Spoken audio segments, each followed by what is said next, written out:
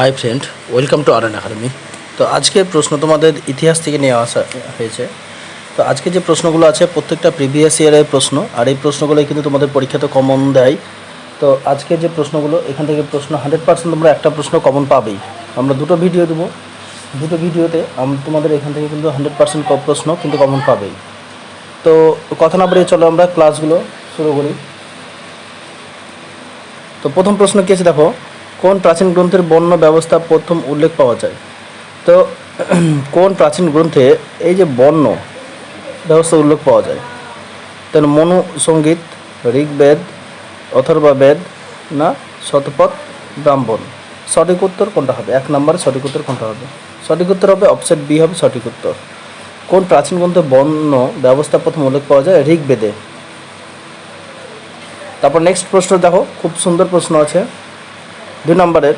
ভারতীয় দর্শনের প্রাচীনতম মতবাদ গোষ্ঠী বা স্কুল হলো ভারতের যে ভারতীয় দর্শনের প্রাচীনতম মতবাদ গোষ্ঠী হলো একটা স্কুল, ঠিক আছে? তা হলো যোগ, সংখ্যা, বৈদেশিক না কর্মমীমাংসা? 2 নম্বর সঠিক উত্তর কোনটা হবে? অপশন বি হবে সঠিক উত্তর, সংখ্যা। WBCS প্রিলি 2010-এ কিন্তু এসছে এই প্রশ্ন। তারপর নেক্সট প্রশ্ন দেখো, খুব সুন্দর প্রশ্ন, খুব ইম্পর্টেন্ট প্রশ্ন। ভারতের কোথায় আর্যরা প্রথম চিরস্থায়ী বসতি স্থাপন করেন? তাহলে ভারতে কোথায় আর্যরা প্রথম চিরস্থায়ী বসতি স্থাপন করেন? তো এখানে হচ্ছে পাঞ্জাব, সিন্ধু, রাজস্থান, গুজরাট। সঠিক উত্তর কোনটা হবে? তোমরা এই প্রশ্নটা কিন্তু কমেন্টে লিখবে যে সঠিক উত্তর কোনটা হবে। ভারতের কোথায় আর্যরা প্রথম চিরস্থায়ী বসতি স্থাপন করেন? খুব সুন্দর প্রশ্ন। তো তোমাদের এলিমিনেট করে দিচ্ছি যে হয়তো পাঞ্জাব হতে পারে কিংবা সিন্ধু হতে পারে, এই দুটোর মধ্যে একটা অপশন হবে। তোমরা কিন্তু কমেন্টে অবশ্যই লিখবে, দুটোর মধ্যে একটা উত্তর হবে, ঠিক আছে? তো চলো নেক্সট প্রশ্ন কী আছে দেখি। দেখো কী আছে, নিচের কোনটি প্রাচীনতম বেদ? নিচের কোনটি প্রাচীনতম বেদ? সামবেদ, অথর্ববেদ, ঋগ্বেদ, যজুর্বেদ? তাহলে এখানে তোমরা সবাই জানো 4 নম্বরের সঠিক উত্তর কোনটা হবে? নিচের কোনটি প্রাচীনতম বেদ? তোমরা এটাও কিন্তু তোমরা কমেন্টে লিখবে, কিন্তু এই প্রশ্ন কিন্তু বারবার কিন্তু ঘুরে ফিরে বারবার আসে এই প্রশ্নটা, নিচের কোনটি প্রাচীনতম বেদ, ঠিক আছে? তো এই প্রশ্নটা তোমরা কমেন্টে লিখবে 4 নম্বরের সঠিক উত্তর কোনটা হবে। তারপর নেক্সট প্রশ্ন চলে যাই, 3 নম্বর আর 4 নম্বর তোমাদের জন্য থাকলো। রজমনামা যে গ্রন্থটি ফার্সি অনুবাদ করেন সেটি ছিল উপনিষদ, রামায়ণ, গীতা না মহাভারত? সঠিক উত্তর, রজমনামা যে গ্রন্থটি ফার্সি ভাষায় অনুবাদ সেটি ছিল কি? সেটি ছিল সঠিক উত্তর কোনটা হবে? অপশন ডি মহাভারত, ঠিক আছে? রজমনামা যে গ্রন্থটি ফার্সি অনুবাদ সেটি ছিল কি? মহাভারত।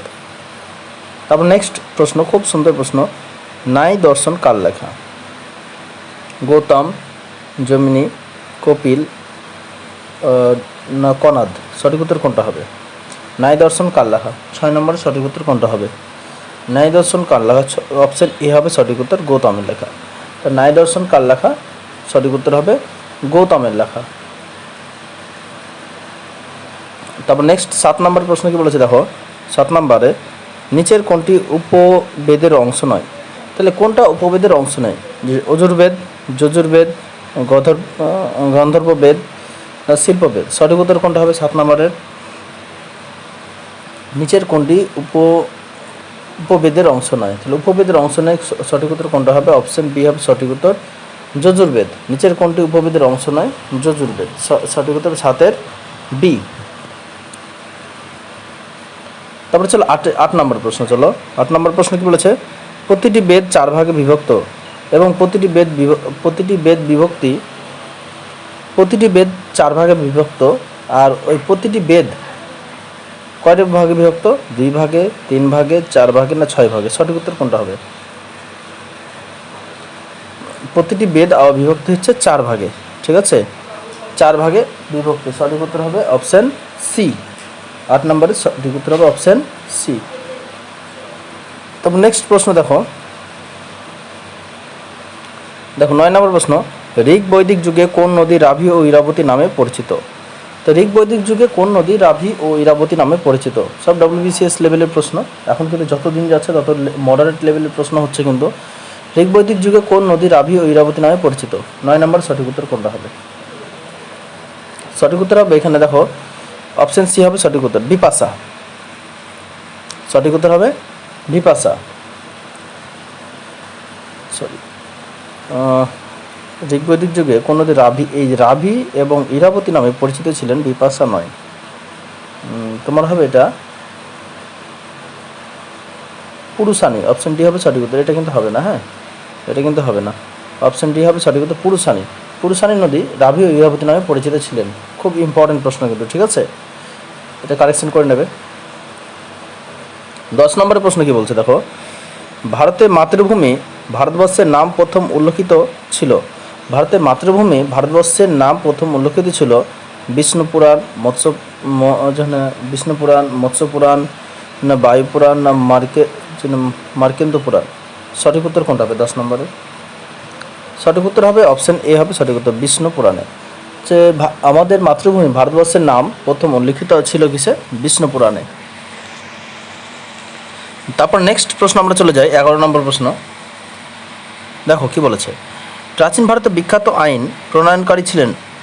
তার প্রাচীন ভারতে বিখ্যাত আইন প্রণয়নকারী কে ছিলেন? অশোক, বৎসরণ, আর্যভট্ট, না মনু? তাহলে প্রাচীন ভারতে বিখ্যাত আইন প্রণয়নকারী ছিলেন কে? 11 নম্বর সঠিক উত্তর কোনটা হবে?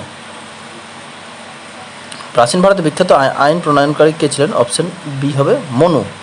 অপশন বি হবে সঠিক উত্তর, অপশন বি সঠিক উত্তর মনু। তারপর 12 নম্বর প্রশ্ন চলো কি আছে দেখো, নচিকেতা ও যমের বিখ্যাত সংলাপ উল্লেখিত আছে। নচিকেতা ও যমের বিখ্যাত সংলাপ উল্লেখিত আছে কিসে? কেন উপনিষদ, মুন্ডক উপনিষদ, কট উপনিষদ, না ছন্দজ্ঞ উপনিষদ? সঠিক উত্তর কোনটা হবে 12 নম্বরে? তো নচিকেতা ও যমের বিখ্যাত সংলাপ উল্লেখিত আছে কিসে? অপশন সি হবে সঠিক উত্তর, কট উপনিষদ। নচিকেতা ও যমের বিখ্যাত সংলাপ উল্লেখিত আছে কিসে? কট উপনিষদে। ভেরি ভেরি ইম্পর্টেন্ট প্রশ্ন, 12C। 13 নম্বর প্রশ্ন কি আছে দেখো, আর্য শব্দের আক্ষরিক অর্থ হলো। আর্য শব্দের আক্ষরিক অর্থ হলো উচ্চারণ, যোদ্ধা, পুরোহিত, না জ্ঞানী? সঠিক উত্তর কোনটা হবে? আর্য শব্দের আক্ষরিক অর্থ কি 13 নম্বরে?